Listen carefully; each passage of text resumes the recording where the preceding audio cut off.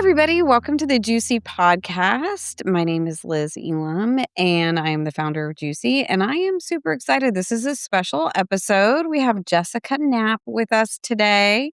She works part-time on GCUC along with some other gigs, and we're going to dig into her experience, what she's doing here at GCUC, and at the end, we've got a really exciting announcement for you guys. So let's get started.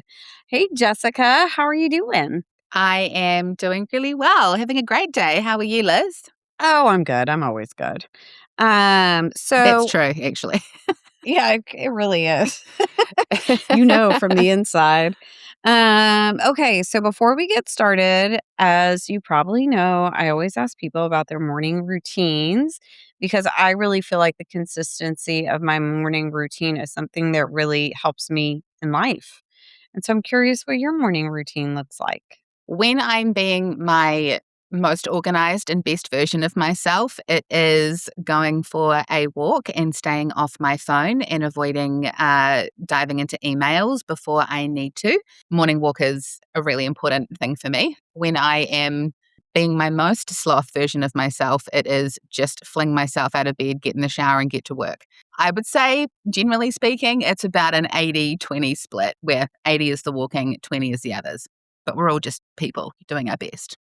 That's right. That's right. I love it. And I love the honesty. Like, we all have those mornings. When I travel, I'm really bad about keeping my routine. I try to, and I usually get discombobulated, and then I remember I should have a morning routine, and then I'm better. And I couldn't agree more. I'm sort of digital nomading about right now. And so I find that establishing myself in a new neighborhood or a new place, like that walk is really crucial. But sometimes it's hard because you don't know where to go or what's around or anything like that. So, yeah. Okay, before you got into GCUC, let's go back to the beginning.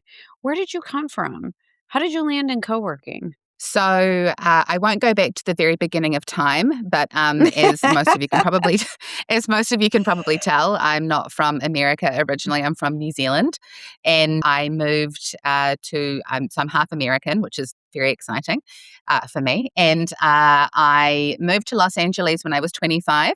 And I had a couple of assistant jobs there working for startups and things like that. And an ex-colleague of mine called me one day and said, I have a job at this thing called a co-working space. It probably would have been 2012 at the time. Yes. Mm-hmm. And she was like, you seem really happy in your job, but I just want to let you know I need to hire somebody. You'd be fantastic for it. And I was like, I'm actually miserable in my job and I need to get the heck out of here. So I went You and didn't say interviewed. heck. You did not say heck. I did not. I'm trying to keep it PG. And so I went and interviewed at NextSpace in Los Angeles, which was run by Jeremy Neuner and founded and run by Jeremy Neuner at the time.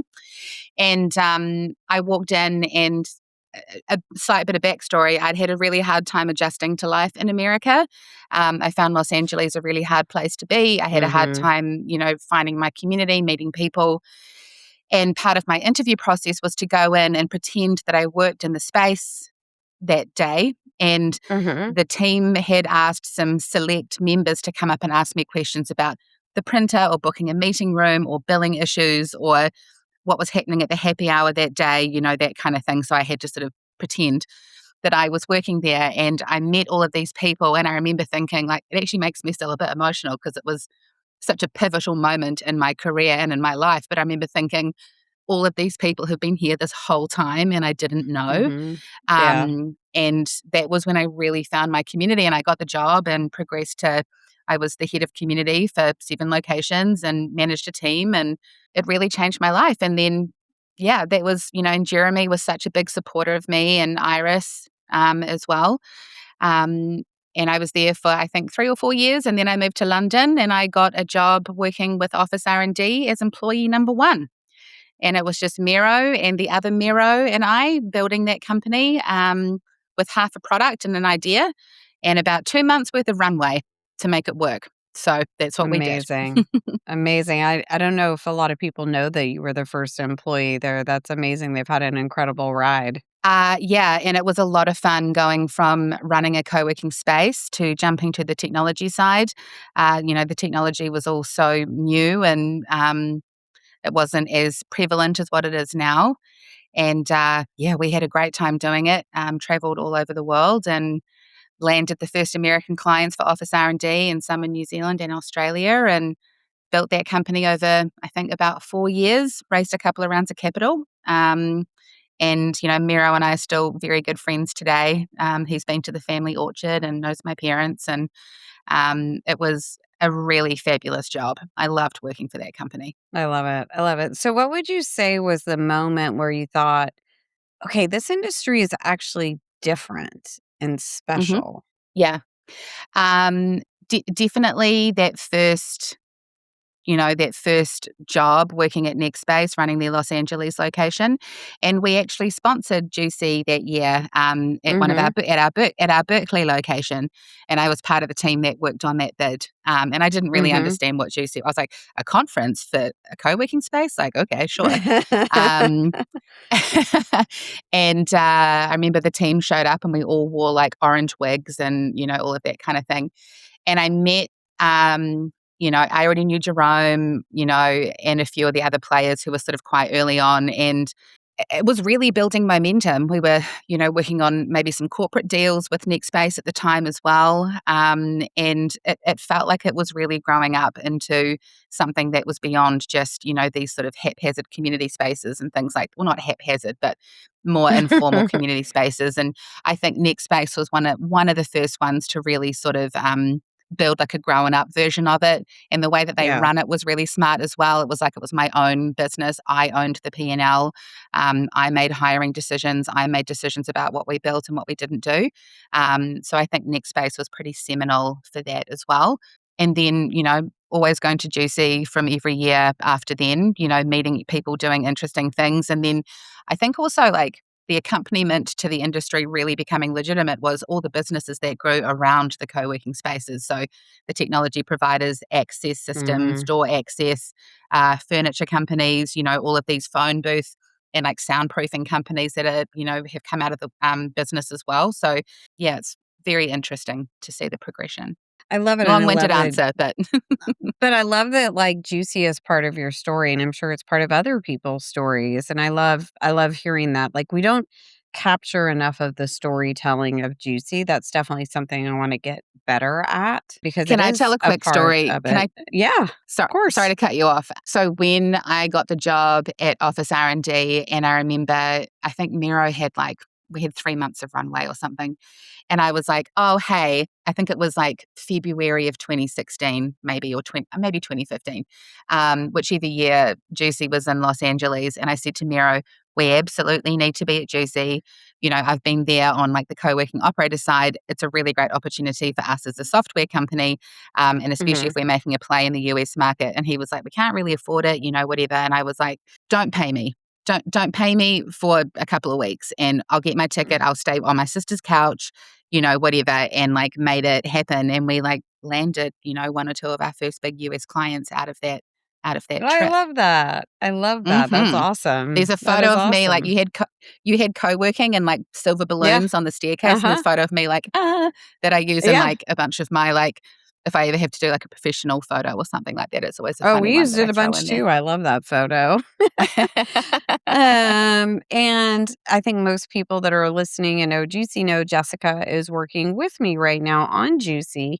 And you wear a lot of hats at Juicy, as we all do. And you work on sponsorship, you work on building the community, you work on partnerships, you put a mailer out today. And now we're starting to work on some special projects. Which of these feels the most natural to you and why? Probably two things. One Mhm. is working with the sponsors and getting them to come to Juicy and sponsor Juicy. I think because I've been on multiple sides of Mhm. Juicy and I saw how truly mechanically useful it was for us at OfficeRnD. And that's a fun thing to be able to speak to from actual lived experience. Mhm. It's not just me pitching somebody in a vacuum because I think it might be a good idea.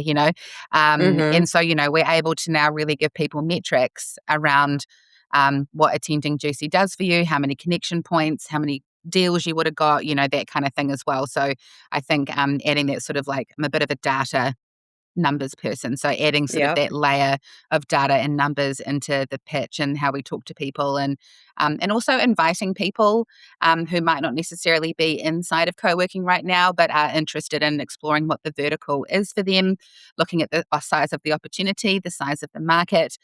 We had a couple of really interesting sponsors come in this year. And, we talk about the network effect of Juicy. So you might have 300 operators in the room, but we think probably about 800,000 human beings represented across those different spaces. So there's a big opportunity for those who are also running these communities as well. And, you can make connections to sell sort of direct to consumer via the co-working channel as well, which I think is interesting from a sales perspective, because I'm a sales go-to-market person. Um, and it's the lens in which I view most things. And I think also working on how we can partner with our sponsors year round as well. We have a really Mhm. active and engaged community at Juicy across multiple channels. And that's been a really fun learning experience for me, like working with you and understanding just even little things like our mailer open rate and how many people have subscribed. It's all organic. How many followers we have on LinkedIn, like engagement on your Mhm. posts. And, there's a lot of eyeballs on Juicy. And so leveraging that so it's a win-win for both sponsors and partners and for our, co-working operators and members and our larger community has been a really fun strategic thing to work on as well. Very cool. And New York was the first Juicy that you were a member of the Juicy team. What surprised you most about being part of the Juicy team in New York at our 50th event?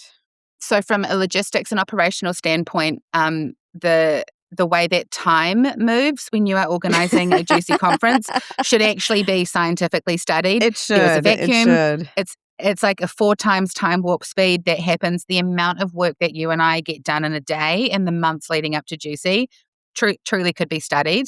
So that was one thing. And then it's a really, I mean, I've always said that, Juicy is my favorite conference. I say to my friends, I've been conferencing so hard. And, there's photos of me with 6 wine glasses in my hand that have like done the rounds, on the internet and things like that. And I've always loved Juicy. But to be the agent or part of the team that is the agent that creates this conference and these connections is absolutely phenomenal. Like watching people make friends and connect with each other, or being the introduction to people, or whatever it might be. Like at one point I walked into the sponsor room and it was like a rave in there. Honestly, I was like, what on earth is going on? And it made me so happy. I And we've love had that. lovely feedback afterwards, as you well know. And you did say to me, like, it's going to be a lot of work, but everyone's going to walk in and you're going to sort of like have this pinch me moment. And that's exactly what happened. Yeah, it's bizarre, and I don't think about it a lot because it freaks me out to think that, like, all these people came to this place because of us. Like, it's such a responsibility, it's such a heavy responsibility because you want everybody to have a great experience, and you know what? You can't get 350 people to have a great experience all the time.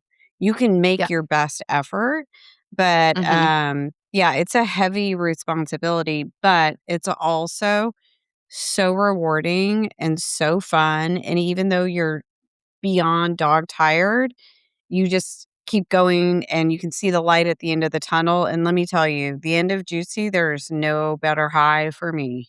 Oh, you warned me about it, but I couldn't have ever predicted it. It was so weird. It's like when you finished university and your exams are over and you don't know what to do Mhm. with your time anymore. Yeah. It was it was a little bit like what's my purpose in life now?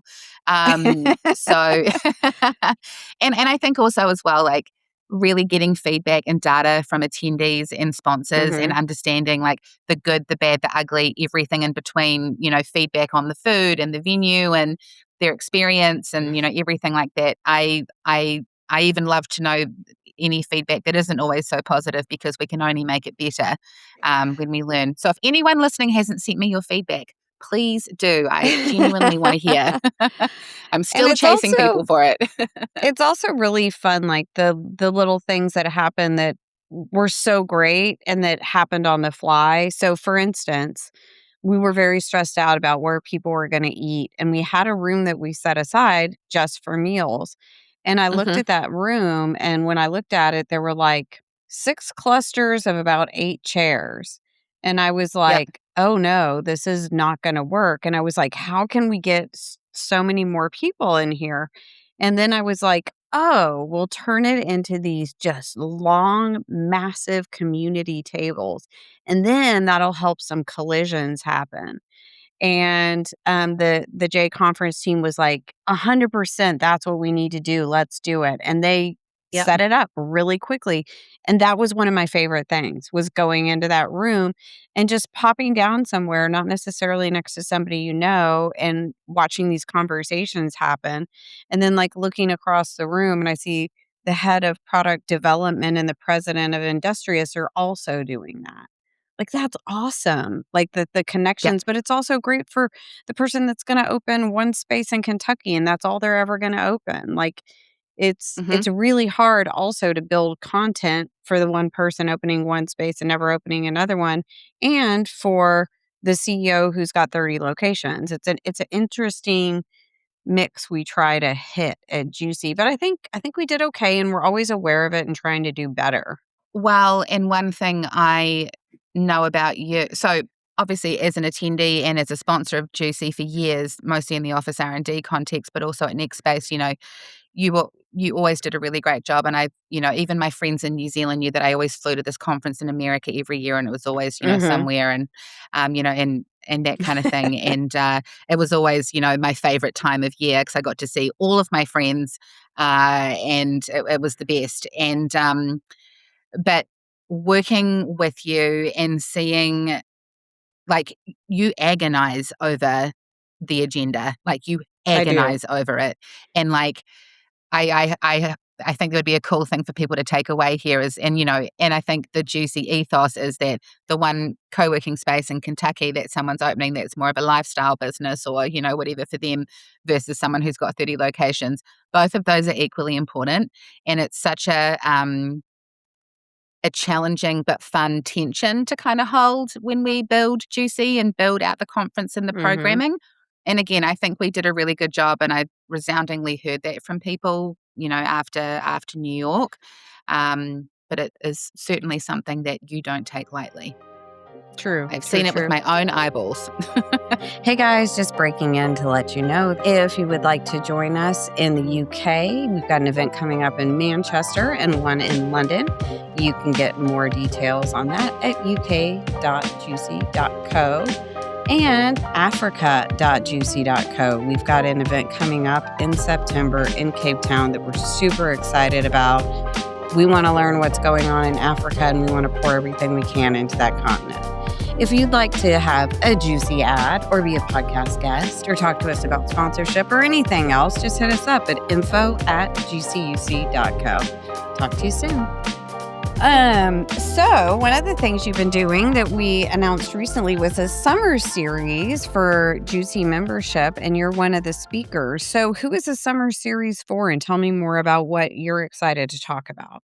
Okay, I think the summer series is for a couple of people. I think it will be really good for people who are maybe thinking about opening a space. I think it's a good sort of get your toes wet. It's also very good for anyone who is currently open and maybe wants to reconnect to their purpose, maybe, or get some great information or some really good skills out of it. I think that we can operate in a vacuum, and it's ironic because we build community for everybody else, but we don't always do it Mm-hmm. for ourselves when you're running a co-working space. The co-working business is fascinating because, you've got building operations, you've got people operations, you have technology.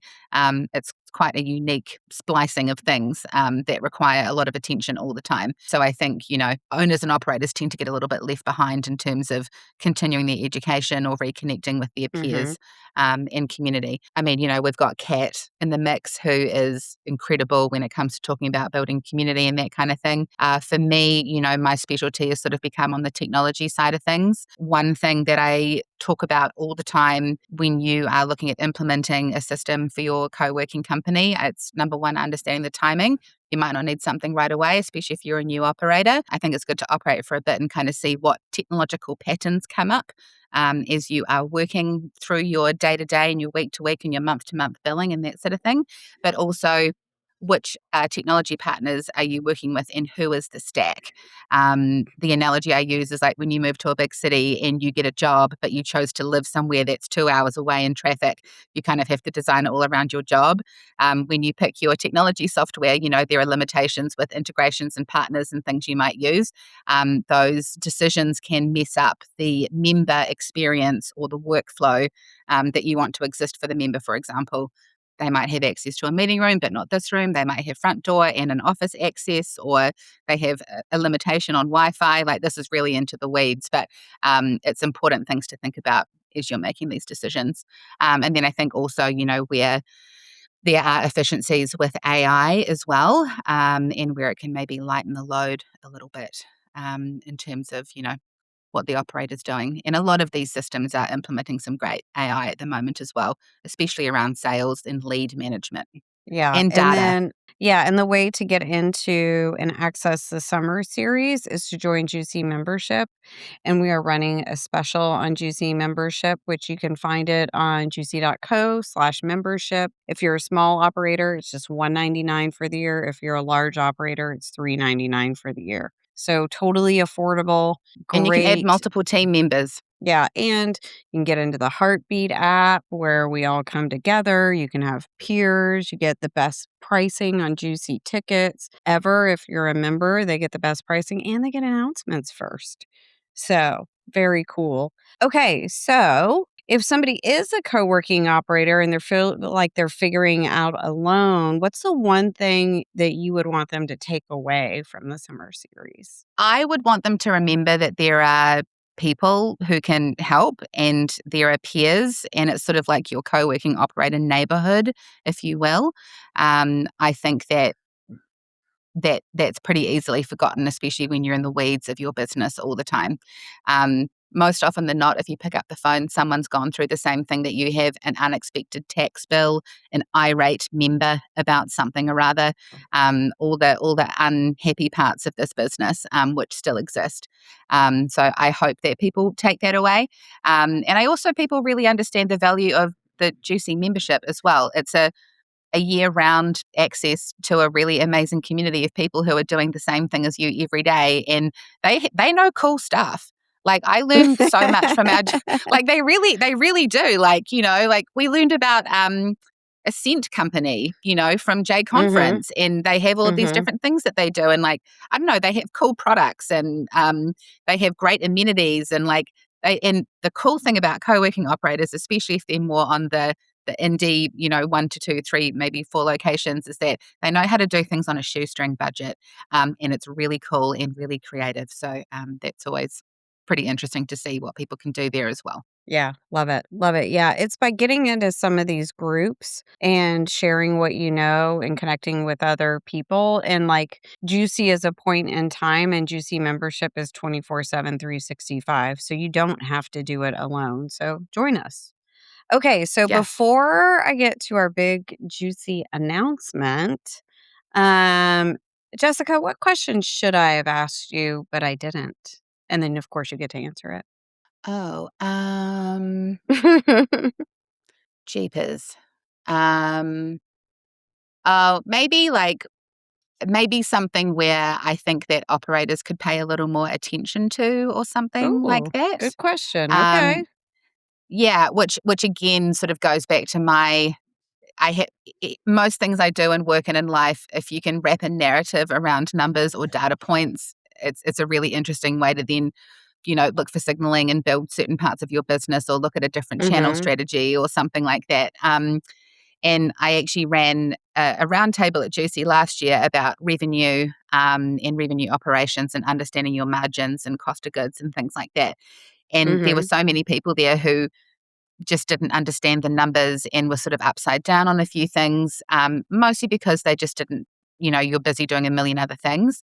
Mhm. I think if you can make the financials really make sense, or understand sort of the the margins of your business, I think that helps you be a lot more successful. But shockingly, it's sort of maybe the fourth or fifth thing on the list that people pay attention to.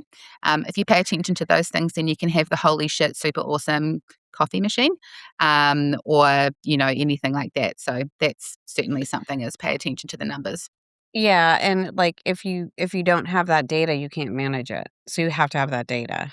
You have to, yeah. Yeah, And yeah. and then I think also, like, a scary financial surprise is always the worst thing of all time. You know, so try to mitigate I those know it things as well. well. I know it well. Oh, Um, samesies. by I the am not way, you immune. guys, the successful entrepreneurs that you see on Instagram and stuff, that's like the 1%. The rest of us are out here figuring it the fuck out every day. And there's Yeah, feast and there's famine. And I want you to know you are not alone. This is not easy. And if you're an entrepreneur, you're pretty much a badass. 100%. Hmm. 100%. And I had a mentor a few years ago who told me that, you know, it was my first CEO role, and he was very like, if to do this job well, what did he say to me? You're staring into the void, and the void is staring right back at you, but you cannot break eye contact.